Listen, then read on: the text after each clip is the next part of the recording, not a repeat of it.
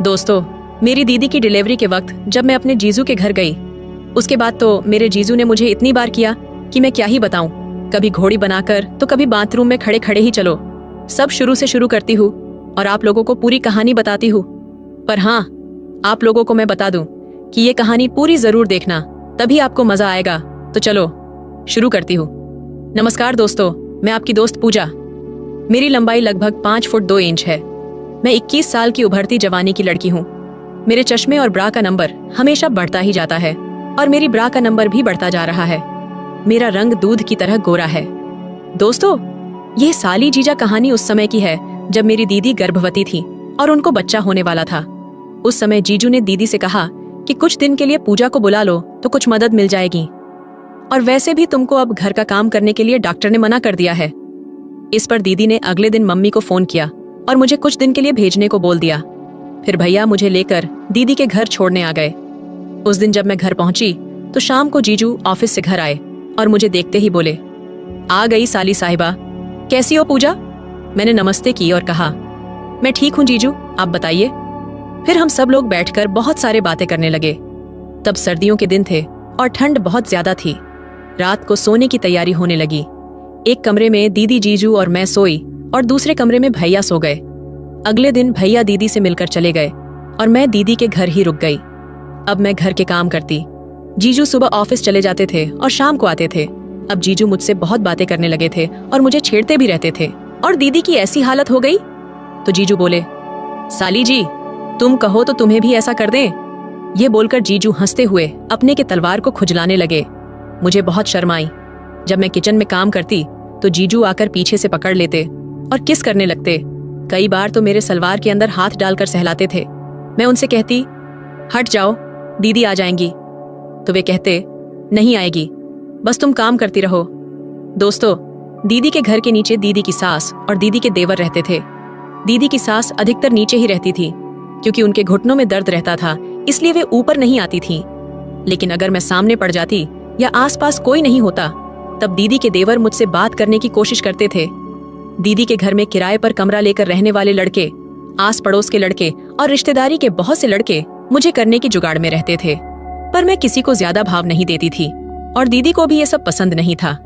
मेरी दीदी कहती है कि आजकल के लड़के बस उसके प्यासे होते हैं। हर लड़का उसका मजा लेना चाहता है और उसमें भी अगर कुंवारी मिल जाए फिर तो कहना ही क्या है। क्योंकि यह तो दीदी को भी अच्छे से पता था कि अगर किसी लड़के ने पूजा को पटा लिया तो बिना किए तो छोड़ेगा नहीं। एक रात हम खाना खाकर लेटे ही थे कि अचानक 10 बजे दीदी के पेट में डिलीवरी का दर्द शुरू हो गया। उनकी हालत बिगड़ने लगी तो जीजू ने गाड़ी निकाली, दीदी को अस्पताल ले गए और भर्ती करा दिया। दीदी के साथ उनकी सास भी गई थी। मैं और दीदी के देवर घर में अकेले थे। मुझे बहुत डर लग रहा था कि कहीं दीदी के देवर ऊपर आकर मुझे कुछ करना दें। पूरी रात में ठीक से सो भी नहीं पाई, लेकिन ऐसा कुछ नहीं हुआ। सुबह जीजू घर आए और बोले, साली साहिबा, अब तुम मौसी बन गई हो, तुम्हारी दीदी को बेटी हुई है। मैंने भी जीजू को बधाई दी। ये सब कहते कहते जीजू पीछे से मेरे गुब्बारे को दबाने लगे और मेरी कमीज उतारने लगे। मैंने मना किया लेकिन वो नहीं माने और किस करने लगे।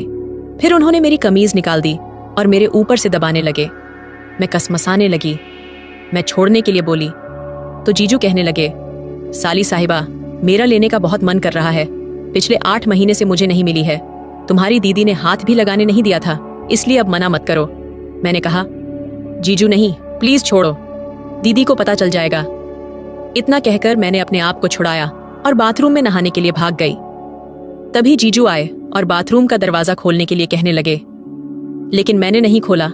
मैं नहाकर बाहर आई तो जीजू मुझे देखकर हंस रहे थे। तभी दीदी का फोन आ गया।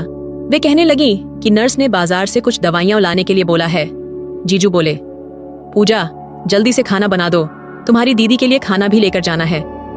फिर मैंने खाना बनाया, जीजू ने खाना खाया और दीदी के लिए भी लेकर अस्पताल चले गए।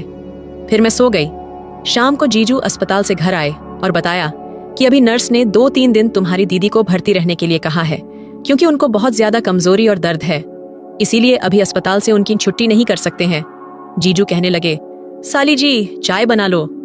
मैंने चाय बनाई और हम दोनों साथ बैठकर चाय पीने लगे और बातें भी करते जा रहे थे।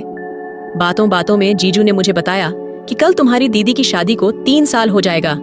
तभी मुझे याद आया अरे हाँ जीजू, कल तो आपकी शादी की सालगिरह है, मैं तो भूल ही गई थी। लेकिन जीजू थोड़ा उदास हो गए क्योंकि दीदी अस्पताल में थी। मैं बोली, कोई बात नहीं जीजू, कल दीदी से मिलने चलेंगे। अगले दिन मैं जीजू के साथ दीदी से मिलने अस्पताल गई तो दीदी मुस्कुरा रही थी।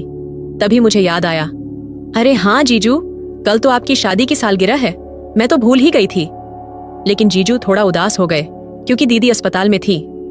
मैं बोली, कोई बात नहीं जीजू, कल दीदी से मिलने चलेंगे। अगले दिन मैं जीजू के साथ दीदी से मिलने अस्पताल गई तो दीदी मुस्कुरा रही थी। जीजू बोले, जान, तुम्हें याद है आज हमारी शादी की सालगिरह है? तो दीदी कहने लगी, हाँ मुझे याद है। जीजू ने हैप्पी मैरिज एनिवर्सरी कहते हुए दीदी के माथे पर किस कर दिया।